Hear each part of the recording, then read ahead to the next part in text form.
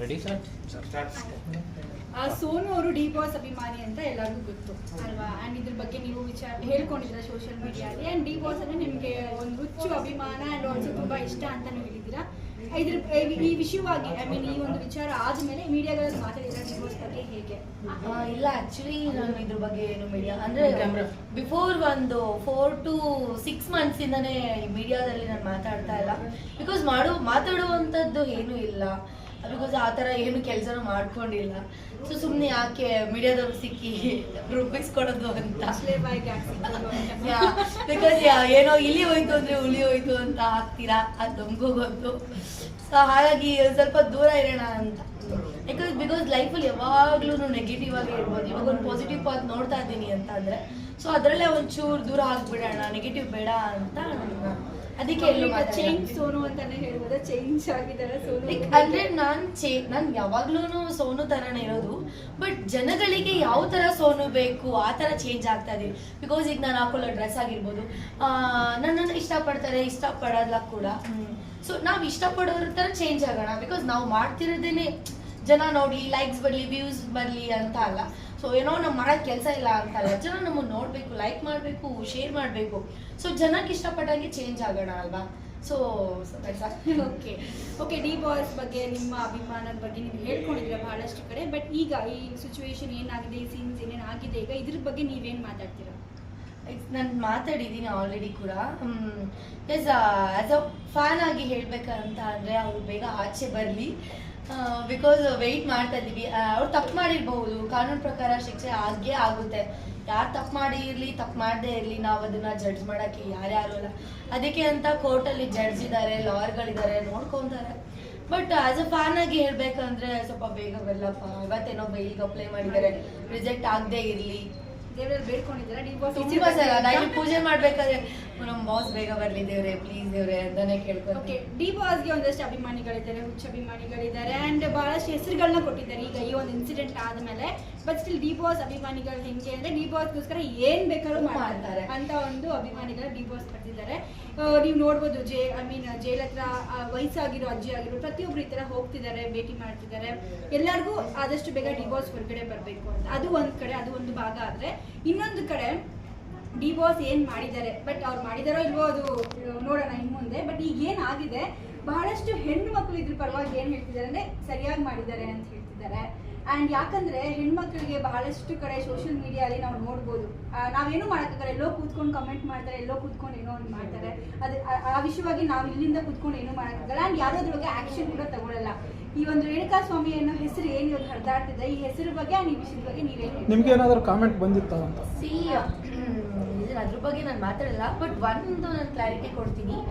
ಯಾರೋ ಒಂದು ಹುಡುಗಿನ ರೇಪ್ ಮಾಡ್ದ ಅಂತ ಅಂದ್ರೆ ಸೋಷಿಯಲ್ ಮೀಡಿಯಾದಲ್ಲಿ ಯಾವ ತರ ಕಾಮೆಂಟ್ನ ಪಾಸ್ ಮಾಡ್ತಾರೆ, ಅವನ್ನ ಸಾಯಿಸ್ಬಿಡ್ಬೇಕು, ಗಲ್ಲಿಗೆ ಹಾಕ್ಬಿಡ್ಬೇಕು, ಇನ್ನೊಂದು ಮಾಡಬೇಕು, ಮತ್ತೊಂದು ಮಾಡಬೇಕು, ಮಗ್ದೊಂದು ಮಾಡ್ಬೇಕು ಅಂತ ಹೇಳ್ತಾರಲ್ಲ.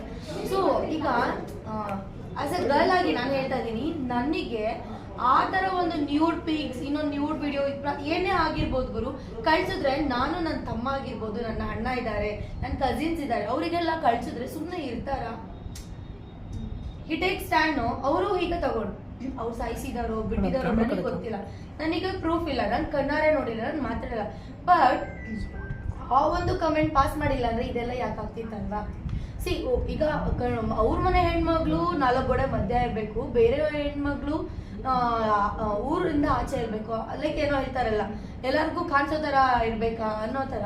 ಸೊ ನಾವು ಮಾಡೋ ಒಂದು ಕೆಟ್ಟ ಕೆಲಸಕ್ಕೆ ಎಲ್ಲಾರ್ಗು, ಅವ್ರ ಮನೆಯವ್ರಿಗೂ, ಅವ್ರಿಗೂ ಗೊತ್ತಿತ್ತಲ್ವಾ, ನನ್ನ ಹೆಂಡತಿ ಪ್ರೆಗ್ನೆಂಟ್ ಆಗಿರ್ಬೋದು, ನಮ್ಮ ಅಪ್ಪ ಅಮ್ಮ ವಯಸ್ಸಾಗಿದ್ದಾರೆ, ಅವ್ರನ್ನ ಯಾರು ನನಗೆ ಏನಾದರೂ ನಾನು ಮಾಡೋ ಒಂದು ಕೆಟ್ಟ ಕಮೆಂಟಿಂದ ಅವ್ರು ಮಾಡಿದಾರೋ ನಮಗೆ ಗೊತ್ತಿಲ್ಲ, ಪ್ರೂಫ್ ಇಲ್ಲ, ನಮ್ಗೆ ಸಿಕ್ಕಿಲ್ಲ. ಬಟ್ ಮಾತಾಡ್ತಿರೋ ಪ್ರಕಾರ ಅವ್ರು ಮಾಡಿ ಒಂದು ನ್ಯೂಸ್ ಪೇಪರ್ ಅಲ್ಲಿ ಪಬ್ಲಿಷ್ ಮಾಡಿದ್ದಾರೆ. ರೇಣುಕಾ ಸ್ವಾಮಿ ಅಕೌಂಟ್ ನ ನ್ಯೂಸ್ ಪೇಪರ್ ಅಲ್ಲೇ ಪಬ್ಲಿಷ್ ಮಾಡಿದ ಮೇಲೆ ಚಿತ್ರ ಅವರಾಗಿರ್ಬೋದು, ಬಹಳಷ್ಟು ಜನ ಸೋಷಿಯಲ್ ಮೀಡಿಯಾ ಈ ಅಕೌಂಟ್ ನನಗೂ ಮೆಸೇಜ್ ಬಂದಿದೆ ಅಂತ. ನಿಮಗೆ ಏನಾದ್ರು ಆತರ ಮೆಸೇಜ್ ಕಾಮೆಂಟ್ ಏನಾದ್ರು? ನಿಮ್ಗೆ ಇನ್ನೂ ಕ್ಲಾರಿಟಿ ಸಿಕ್ಕಿಲ್ಲ. ನಾನು ಒಂದ್ಸಲ ಮಾಡಿದ್ದೆ ವಿಡಿಯೋ. ಹೌದು, ನನಗೂ ಯಾರು ಆ ಒಂದು ಅಕೌಂಟ್ ರೇಣುಕಾ ಸ್ವಾಮಿ ಅವರೇ ಅಂತ ಹೇಳ್ತಾ ಇದ್ದಾರೆ, ಅದು ಅವರೇ ಆಗಿದ್ರೆ ನಾನು ಇವಾಗ್ಲೂ ಹೇಳ್ತೀನಿ, ಅದು ರೇಣುಕಾ ಸ್ವಾಮಿ ಸರ್ ಇಂದಾನೇ ನನಗೆ ಮೆಸೇಜ್ ಬಂದಿರುವಂತ. ಅವರಲ್ಲ ಅಂತಂದ್ರೆ ಬೇರೆ ಅಕೌಂಟ್. ನನಗೆ ಕ್ಲಾರಿಟಿ ಇಲ್ಲದೆ ನಾನು ಮಾತಾಡಿರ್ಬಹುದು. ಬಟ್ ಅವರೇ ಅಂತಾನೆ ಅಲ್ಲಿ ಅದು ಕಾಮಾಕ್ಷಿ ಪಾಳ್ಯ ಪೊಲೀಸ್ ಸ್ಟೇಷನ್ ಅಲ್ಲಿ ಅವ್ರದ್ದು ಕಂಪ್ಲೇಂಟ್ ಆಗಿದೆ ಅಂದ್ರೆ ಅದು ಅವ್ರದೇ ಅಂತ ಅಕೌಂಟು ಕೂಡ. ಸೊ ಎಸ್, ನನಗೂ ಇವಾಗ ನೋಟಿಸ್ ಬಂದಿದೆ ಆಲ್ರೆಡಿ. ಹೋಗಿ ನಾನು ಮಾತಾಡಬೇಕು ಏನಾಗಿದೆ ಎತ್ತ, ಹೌದಾ ಅದು ಅವ್ರ ಅಕೌಂಟ ಅಂತ. ನೀವು ಕಂಪ್ಲೇಂಟ್ ಕೊಟ್ಟಿದ್ದೀರಾ? ನಾನು ಯಾವುದು ಕಂಪ್ಲೇಂಟ್ ಕೊಟ್ಟಿಲ್ಲ, ಬಟ್ ನಾನು ಈ ಒಂದು ವಿಷಯ ಬಗ್ಗೆ ಮಾತಾಡಿರೋದಕ್ಕೆ ನನಗೆ ನೋಟಿಸ್ ಬಂದಿದೆ ಪೊಲೀಸ್ ಅವ್ರ ಕಡೆಯಿಂದ. ಸೊ ನಾನು ಹೋಗಿ ಮಾತಾಡ್ಬೇಕಷ್ಟೇ. ಅರ್ಥ ಆಗಿಲ್ಲ ಅಂದ್ರೆ ಯಾವ ವಿಚಾರವಾಗಿ ನಿಮ್ಗೆ ನೋಟಿಸ್ ಬಂದಿದೆ? ಲೈಕ್ ಇವಾಗ ರೇಣುಕಾಸ್ವಾಮಿ ಅವ್ರ ಬಗ್ಗೆ ನನಗೆ ಮೆಸೇಜ್ ಮಾಡಿದ್ರು ಅಂತ ಹೇಳಿದ್ನಲ್ವಾ. ಸೊ ಇದ್ದಾಗ ಯಾರು ಯಾಕೆ ವಾಯ್ಸ್ ರೈಸ್ ಮಾಡಿಲ್ಲ, ಸತ್ತಾಗ್ಲೇ ಯಾಕೆ ವಾಯ್ಸ್ ರೈಸ್ ಮಾಡ್ತಾ ಇದೀರಾ, ಅಂಡ್ ನಿಮಗೆ ಕರೆಕ್ಟ್ ಆಗಿ ಗೊತ್ತಾ, ಹೌದಾ, ಇವಾಗ ಎನಿ ಪ್ರೂಫ್ ಅನ್ನೋ ತರ ಆ ಅಕೌಂಟಿಂದ ಮೆಸೇಜ್ ಬಂದಿದೆ ಅಂತ ಕೇಳ್ತಾ ಇದಾರಲ್ಲ. ಸೊ ಅದ್ರ ಡೌಟ್ ಅಲ್ಲೇ ನಾನಿದ್ದೆ, ಹಾಗಾಗಿ ಏನು ಮಾತಾಡಕ್ಕಾಗಲ್ಲ. ಅಂಡ್ ನಾವ್ ಏನೇ ಮಾತಾಡಿದ್ರು ಅವ್ರ ಫ್ಯಾಮಿಲಿಗೆ ಈಗ ಏನು ಮಾಡಕ್ಕಾಗಲ್ಲ. ನಾವು ಪಾಪ ಅವರು 5 months ಪ್ರೆಗ್ನೆಂಟ್ ಅಂದ್ರೆ ಥಿಂಕ್ ಮಾಡ್ಬೇಕು. ನೋಡೋಣ. ಬರೀ ನೀವು ಮಾತಾಡೋದಕ್ಕೆ ನೋಟಿಸ್ ಬಂದಿದೆಯಾ? ಈಗ ನಾನು ಅಂತಲ್ಲ, ಯಾರ್ಯಾರು ಮಾತಾಡಿದ್ದಾರೆ ಎಲ್ಲರಿಗೂ ನೋಟಿಸ್ ಹೋಗೇ ಬರುತ್ತೆ. ಬಿಕಾಸ್ ಒಬ್ಬ ಪೊಲೀಸ್ ಅಧಿಕಾರಿ ಯಾರಿದ್ದಾರೆ ಅವರು ನೀಟಾಗಿ ವರ್ಕ್ ಮಾಡ್ತಾ ಇದ್ದಾರೆ ಅಂತ ಇದರಿಂದಾನೇ ಗೊತ್ತಾಗ್ಬಿಡುತ್ತೆ.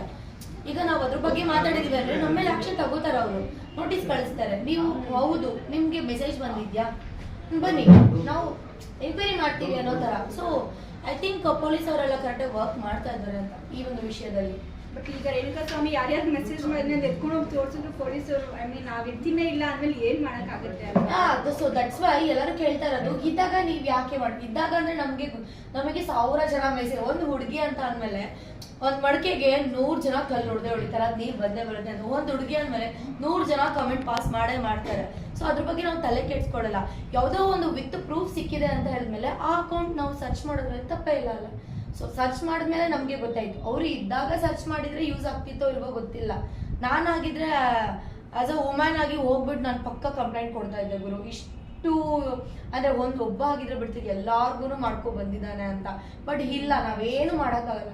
ಈಗ ನಾವು ರೇಣುಕಾಸ್ವಾಮಿ ಅಂದಷ್ಟು ಆ ಒಂದು 5 months ಪ್ರೆಗ್ನೆಂಟ್ ಅವ್ರ ಹೊಟ್ಟೆ ಒಳಗಡೆ ಇರೋ ಮಗು ಮೇಲೆ ಪ್ರಭಾವ ಬೀಳುತ್ತೆ ನನ್ನ ಪ್ರಕಾರ. ಬಿಕಾಸ್ ಅವ್ರು ಆಲ್ರೆಡಿ ತುಂಬಾ ಟಯರ್ಡ್ ಆಗಿದ್ದಾರೆ ಈ ವಿಷಯದಲ್ಲಿ.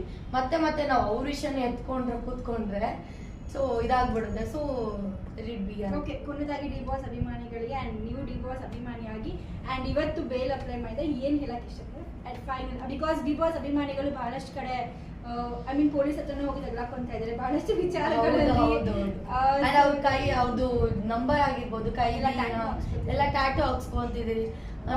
ಯಾವತ್ತಿಗೂ ಕಮ್ಮಿ ಆಗಲ್ಲ. ಆಕ್ಚುಲಿ ಅದೇ ಹೇಳ್ತಾರಲ್ಲ, ಅವ್ರು ಏನೋ ಒಂದು ತಪ್ಪು ಮಾಡಿದಾರೆ ಬಿಟ್ಟಿದ್ರೆ ನನಗೆ ಗೊತ್ತಿಲ್ಲ. ಬಟ್ ಮಾಡಿದ್ದಾರೆ ಅಂತ ಕನ್ಸಿಡರ್ ಮಾಡಿ ಹೇಳ್ತಾ ಇದ್ದೀನಿ ಅಂದ್ರೂ ಮಾಡಿರೋ ಅಷ್ಟು ಒಳ್ಳೆ ಕೆಲಸಗಳನ್ನ ಯಾಕೆ ನಾವು ಮರಿಬೇಕು? ಅಂಡ್ ಅವ್ರು ಮಾಡಿರೋದಕ್ಕೂ ಒಂದು ರೀಸನ್ ಇದೆ. ಒಂದು ಹುಡುಗಿಗೆ ಅವ್ರು ಯಾರೇ ಆಗಿರ್ಬೋದು, ಒಂದು ಹುಡುಗಿ ಪರ ನಿಂತಿದ್ದಾರೆ ಅಂದ್ರೆ ನಾನು ಸಪೋರ್ಟ್ ತಗೋತೀನಿ ಅವ್ರ ಕಡೆಗೆ ನಾನು. ಬಿಕಾಸ್ ನಾನು ಒಂದು ಹುಡುಗಿ ಅಲ್ವಾ, ಹಾಗಾಗಿ. ಸೊ ಎಸ್, ಫ್ಯಾನ್ಸ್ ಯಾರ್ಯಾರು ಇದ್ದೀರಾ, ಸ್ವಲ್ಪ ಹುಚ್ಚಾಟಗಳನ್ನ ಬಿಟ್ಟು ಕಾನ್ಸಂಟ್ರೇಟ್ ಮಾಡಿ ನಿಮ್ಮ ಲೈಫ್ ಬಗ್ಗೆನೂ. ಟ್ಯಾಟು ಹಾಕ್ಸ್ಕೊಳ್ಳಿ, ಇನ್ನೊಂದು ಹಾಕ್ಸ್ಕೊಳ್ಳಿ, ಮತ್ತೊಂದು ಮಾಡಿಸ್ಕೊಳ್ಳಿ. ಅದೇ ಥರ ನಿಮ್ಮ ಲೈಫ್ ಬಗ್ಗೆನೂ ನೀವು ಕಾನ್ಸಂಟ್ರೇಟ್ ಮಾಡಬೇಕು. ಬಾಸ್ ಬಗ್ಗೆ ಎಷ್ಟು ಹುಚ್ಚು ಅಭಿಮಾನ ಇದೆಯೋ ಅದೆಲ್ಲ ಇರಲಿ, ಇಲ್ಲಿ ಇಟ್ಕೊಳ್ಳಿ. ಶೋ ಆಫ್ ಮಾಡೋದು ಬೇಡ ಅಂತ. So yes, thank you so much.